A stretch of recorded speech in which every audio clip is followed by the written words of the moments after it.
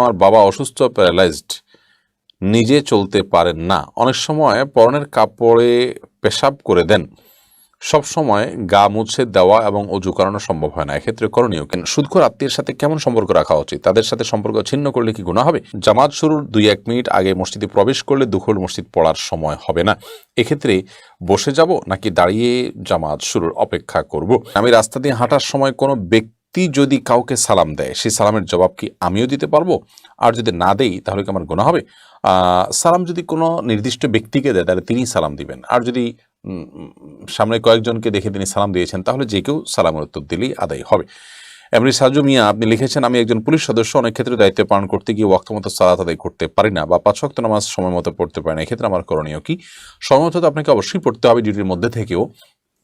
এমনটি হতে পারে যে হয়তো আপনি জামাতে সালাত আদায় করতে পারছেন না, তাহলে সেক্ষেত্রে আপনি পরবর্তীতে একা পড়বেন কিংবা আরেকজনের সাথে জামাতে সালাত আদায় করবেন, সেটুকু আপনার জন্য যথেষ্ট হবে। কিন্তু সালাত যদি আপনি পুরো পড়তেই না পারেন, ওয়াক্ত চলে যায়, তারপরও আপনার সালাত আদায় করার সুযোগ থাকে না, বরং ওয়াক্ত ক্রস করার পর আপনাকে অন্য ওয়াক্তে গিয়ে সালাত আদায় করতে হয়, এরকমটা যদি নিয়মিত করতে হয় তাহলে অবশ্যই কর্তৃপক্ষকে আপনি যে কোনো মূল্যে অনুরোধ করে আপনি আপনার ডিউটির স্থান বা ধরন চেঞ্জ করিয়ে নেবেন, অন্যথায় এই চাকুরি করাই আপনার জন্য জায়েজ হবে না এই জায়গায়, এই অবস্থাতে।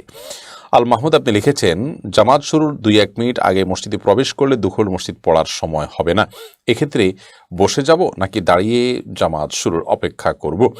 যেহেতু হাদিসে নিষেধ আছে, নবী সাল্লাল্লাহু আলাইহি ওয়াসাল্লাম বলেছেন যে তোমাদের কেউ যখন মসজিদে প্রবেশ করে, ইদা দাখালা আহাদুকুম মসজিদ ফালা ইয়াজলিস আও ফালা ইয়াকউদ হাত্তা ইউসাল্লি রাকাতাইন, তোমাদের কেউ মসজিদে প্রবেশের পর সে 2 রাকাত নামাজ পড়া ছাড়া যেন না বসে। তো এই জন্য এই টাইমটাতে আপনি হয় নিয়ত করে একটু দ্রুততার সাথে সালাত পড়ে শেষ করবেন, আর যে অল্প কয়েক সেকেন্ড বাকি থাকে, আধা মিনিট বাকি থাকে, এর মধ্যে পড়ে শেষ করা সম্ভব নয়, তাহলে সেক্ষেত্রে আপনি অপেক্ষা করবেন দাঁড়িয়ে, এমনভাবে যে ইমামের প্রতি আবার নির্দেশ না হয়। আমাদের দেশে অনেকে দেখা যায় যে দাঁড়িয়ে অপেক্ষা করতে থাকেন এমনভাবে যে ইমামের প্রতি তিনি নির্দেশ জারি করছেন এবং মানে জিনিসটা দেখতে দৃষ্টিকটু হয়, এরকম যেন না হয়। বিশেষ করে সামনের কাতারে মুসল্লি যারা আছেন, বসা আছেন, দাঁড়ায় গেলেন ইমাম আসা আগে, এটা অবশ্যই অভদ্রতা, ইমামের প্রতি অসম্মান, যেটা একজন ভালো মুসলমানের আখলাক হতে পারে না। ইমামকে নিজের অধীনস্থ চাকরের মতো মনে করার কোনো কারণ নেই, বরং একটু লেট হলেও, 1-2 মিনিট লেট হলেও, কয়েক সেকেন্ড লেট হলেও তার জন্য অপেক্ষা করতে হবে, তিনি আশা পরে দাঁড়াবেন, এটি হলো সুন্নাহ। হ্যাঁ, আপনি পেছন থেকে দাঁড়াচ্ছেন, অপেক্ষা করছেন, সেটি আশা করা যায় এরকম দৃষ্টিকটু হবে না। রোনাল আলী আপনি লিখেছেন, সুদখোর আত্মীয়ের সাথে কেমন সম্পর্ক রাখা উচিত? তাদের সাথে সম্পর্ক ছিন্ন করলে কি গুনাহ হবে? সম্পর্ক ছিন্ন করতে যাবেন না, তবে সম্পর্ক বজায় রাখার পাশাপাশি সেই হারামটার জন্য আপনি ভক্ষণ না করেন সেটি খেয়াল রাখবেন এবং তাকে সুবিধা অনুযায়ী নাসিহা করবেন। আমরা অনেকে আছি, আত্মীয় স্বজনকে কোনো নাসিহা করা হয় না, তারা অন্যায় করছে, অবিচার করছে, ভুল পথে আছে, আমরা জেনেও না জানার ভান করে আছি, এবং তাদেরকে সংশোধন করা, তাদেরকে নাসিহা করা, উপদেশ দেয়া, এটার কোনো গুরুত্ব আমাদের মধ্যে খুব একটা দেখা যায় না। তো এই জায়গা থেকে আমাদেরকে একটু সরে আসতে হবে এবং সাবধানতা অবলম্বন করতে হবে।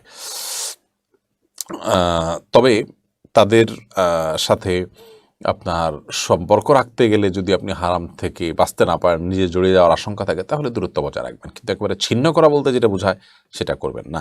শরীফুল ইসলাম রিজন আপনি লিখেছেন, মসজিদের জায়গায় কবর দেওয়া জায়েজ আছে কিনা?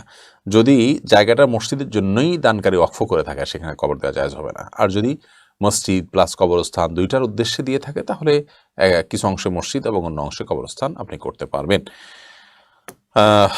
এরপরে দাউদ হোসেন আপনি লিখেছেন, আমার বাবা অসুস্থ, প্যারালাইজড, নিজে চলতে পারেন না, অনেক সময় পরনের কাপড়ে পেশাব করে দেন, সব সময় গা মুছে দেওয়া এবং অজু করানো সম্ভব হয় না, এক্ষেত্রে করণীয় কি?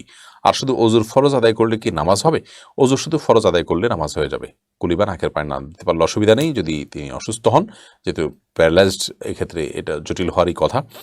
অতএব কোনো রকম আপনার ফরজগুলো যদি আপনি আদায় করেন, মুখটা ধোয়াই দিলেন, হাতটা ধোয়াই দিলেন, মাথাটা মুছে দিলেন এবং পাটা ধুয়ে দিলেন, কোনো কিছু তাতে ইনশাআল্লাহ সালাত আদায় হয়ে যাবে। এবং একটু কষ্ট হয়, এতে কোনো সন্দেহ নাই, তারপরে এটুকু আপনাকে করতে হবে। হ্যাঁ, ওযু যদি কোনোভাবে করানো সম্ভব না হয়, মুভমেন্ট করানো টাফ হয়ে যায়, তাহলে অন্তত তায়াম্মুমের মাটি দিয়ে তায়াম্মুম করে দিবেন, মুছাই দিবেন এবং তারপর তাকে সালাত আদায় করতে বলবেন। অর্থাৎ সাধ্য অনুযায়ী আপনাকে সর্বোচ্চটা চেষ্টা করতে হবে। পানি দিয়ে ওযু করানোর সুযোগ থাকলে সর্বশেষ চেষ্টা আপনাকে এটা দিয়েই করতে হবে। কিন্তু না, এই সুযোগটাও যদি একেবারেই না থাকে তাহলে সেক্ষেত্রে আপনি তায়াম্মুম করাতে পারেন। লা ইউকাল্লিফুল্লাহু নাফসান ইল্লা উসআহা, মানুষকে সাধ্যের বাইরে কোনো কিছু আল্লাহ তাআলা চাপিয়ে দেন না।